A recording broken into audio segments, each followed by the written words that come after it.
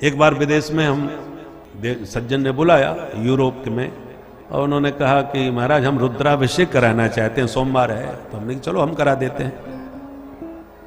तो जब संकल्प बोला तो हमने कि हम गोत्रोत्पन्न, हाँ बोलिए आपका गोत्र क्या है? बोले महाराज ये क्या चीज है? हमने कि तुम्हारा गोत्र नहीं है, कुछ पता नहीं है?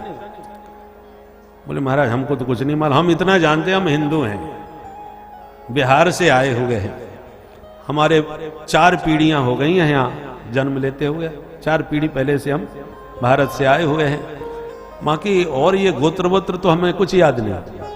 हमने कि तो आपके जो ज्येष्ठ हों, आपसे बड़े हों, उनसे पूछ लो। तो उन्होंने बड़े भैया को फोन मिलाया, बड़े भैया आपको मालूम है अपना गोत्र क्या है? तो उन्होंने सोच समझ के कहा हाँ। उनसे कह दो पंडित जी से कि हमारा गोत्र है रामोतार। हमने क्या, जब उन्होंने कहा कि महाराज हमारा गोत्र रामोतार है, हमने ये गोत्र हमने पहली बार सुना है भाई।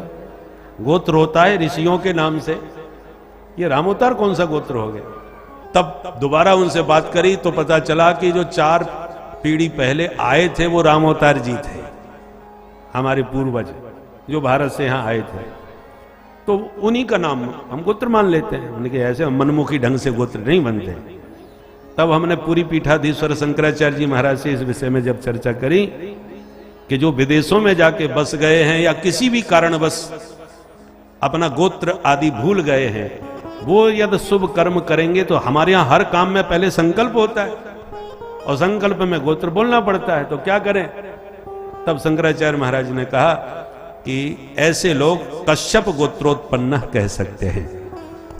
जिनको अपने गोत्र का ज्ञान न हो वो संकल्प में कश्यप गोत्रोत्पन्न कह करके अपना संकल्प करें, क्योंकि कश्यप जी की ही प्रायः सभी संतान हैं। बोलो जय सिया राम। जय सिया राम। तो कहने का तात्पर्य है कि धीरे धीरे सब विस्मृति हो जाती है। कुल गुरु के सानिध्य में रहोगे तो सब समझाते रहेंगे, बताते रहेंगे, कुल देवी, पर धीरे धीरे सब कुल परंपराएं विलुप्त होती जा रही हैं आज की जीवन शैली में। तो मैं निवेदन कर रहा था कि सब दुष्ट राजा जितने थे वो डरते थे तो केवल बलराम जी से। तो पौंड्रक ने जब भगवान बन करके अपने को पुजवाना चालू किया तो बड़ा चढ़ावा आने लगा महाराज। काशीराज ने कहा अभी थोड़ी कमी है। क्या कमी? सिर्फ इतनी है कि अभी आधा चढ़ावा द्वारकाधीश कृष्ण के हाथ में जा रहा है, वो भी भगवान है, इसलिए मैं नहीं चाहता कि वो भगवान बने। वो तो महाडरपोक है। तुम एक बार धमकी भरा पत्र लिख दो, वो डर के भाग जाएगा, सोई तुम्हारा सिक्का जम जाएगा, फिर पूरी धरती पर एकमात्र भगवान आप ही विराजमान होंगे, दूसरा कोई नहीं। बस मूर्ख और संघ दूसरों के फूकने से बचते हैं। इसकी बुद्धि में बात बैठ गई और इसने धमकी भरा पत्र भिजवा दिया। बोलबंसी वारे की जय। हमारे परम आत्मीय श्री अतुल जी महाराज हैं। बहुत सुंदर कथा व्यास अपनी वाणी से गोविंद के सरस गुणगणों की गंगा प्रवाहित कराने वाले हमारे परम प्रिय परम आत्मीय श्री अतुल जी पधारे हैं। हम उनका स्वागत अभिनंदन करते हैं। आइए विराजिए। बोल भक्त वत्सल भगवान की जय। जय सिया राम। जय जय सिया राम। जय सिया राम। जय जय सिया राम। जय सिया राम। जय जय सिया राम। जय सिया राम। जय जय सिया राम। जय सिया राम। जय जय सिया राम। जय सिया राम। जय जय सिया राम। जय सिया राम। जय जय सिया राम। जय सिया राम। जय जय सिया राम। जय सिया राम। जय जय सिया राम। जय सिया राम। जय जय सिया राम। जय जय सिया राम। जय जय। बोल भक्त वत्सल भगवान की जय। तो आप सावधान हो जाइए। धमकी भरा पत्र लिख दिया पौंड्रक वासुदेव ने और दूत को भेज दिया। द्वारका के धीर के दरबार में पत्र दिया। उद्धव जी ने लिया। भगवान बोले पढ़ो क्या लिखा है। उद्धव जी पढ़ते ही बड़ी जोर से हंसे और बोले सरकार आप तो डुप्लीकेट निकल पड़े, असली भगवान तो इस धरती पर अब पैदा हुए हैं, वही आपको पत्र लिख करके भेजे हैं। क्या?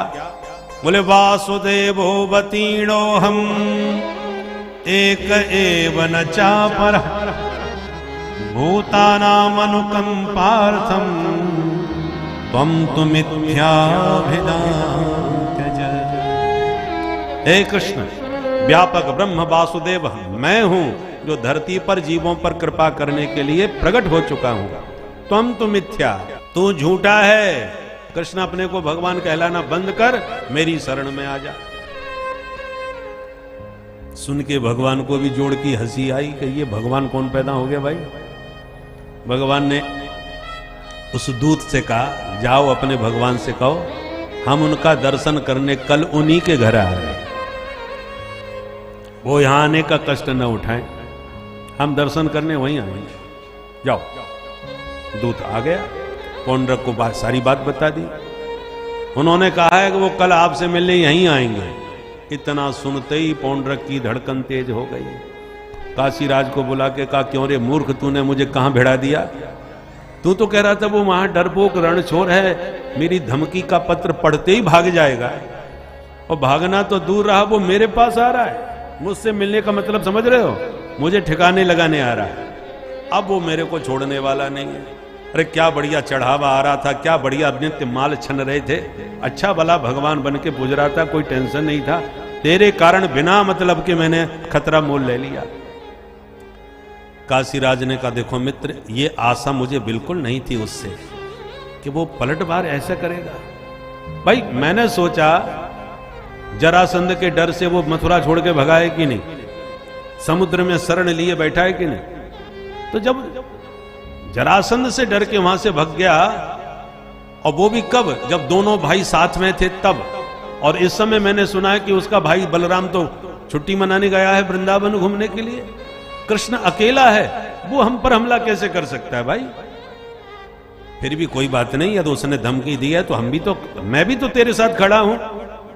देखो भाई भगवान बनना है तो थोड़ी बहुत तो रिस्क लेनी पड़ेगी, खतरा तो हर रास्ते में है। चिंता मत करो, हम करेंगे उससे मुकाबला, आने दो। ठीक है भाई। दूसरे दिन भगवान ने जब प्रहार उस पर हमला किया, आक्रमण किया, तो पौंड्रक से काशीराज बोला मित्र तू भी दिखा अपना जलवा। वो भी खटका दबा के गरुड़ पर उड़ के और सुदर्शन चक्र घुमाने लगा आकाश में। जब इसका यह रूप देखा तो भगवान को बड़ी जोड़ की हंसी आई। देखो तो इस बहरूपिया को कहीं से भी कसर नहीं छोड़ी इसने, नीचे से ऊपर तक बिल्कुल ज्यों का त्यों इसने मेरा स्वरूप बना लिया।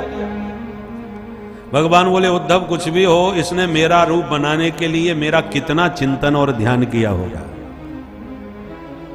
आजकल कई डुप्लीकेट अभिनेता भी आते हैं ना, आपको समझ में नहीं आएगा कि नकली है कि असली। तो असली वाले का उसने कितना चिंतन किया होगा जो नकली असली जैसा लगता है। एक बार मैं इंटरव्यू सुन रहा था, बच्चन साहब बोल रहे थे, तो टीवी पर सुनते सुनते जब उन्होंने कहा कि मैं बचपन से ही अमिताभ बच्चन जी का बहुत फैन था, तब मैं चौंका कि अपने मुंह से ये कैसे कह रहे हैं। तब मैंने ध्यान से देखा, तब पता चला ये तो नकली बोल रहा है। वैसा ही वेशभूषा, वैसा ही बोलने का ढंग, वैसी ही आवाज, वैसे ही हाव भाव, बिल्कुल यही लग रहा था कि बच्चन साहब ही बोल रहे हैं। जब उसने ये कहा कि मैं बच्चन साहब का फैन था, तब पता चला कि यह नकली है। तो सोचिए उसने कितना चिंतन किया होगा कि आवाज भी वैसी, हाव भाव भी वैसा, सकल सूरत भी वैसी। तो भगवान ने कहा इसने मेरा बहुत चिंतन किया है, तभी तो मेरा रूप बनाया है।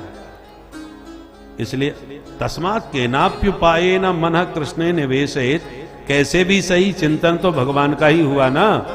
इसलिए अब इसको असली रूप में अपना प्रदान कर देता हूं। युद्ध हुआ, भगवान ने सुदर्शन चक्र से पौंड्रक का वध किया, सारूप्य मुक्ति उसे प्रदान करी, काशी राज का भी वध करके उसे काशी में फेंक दिया। बोल भक्त वत्सल भगवान की जय।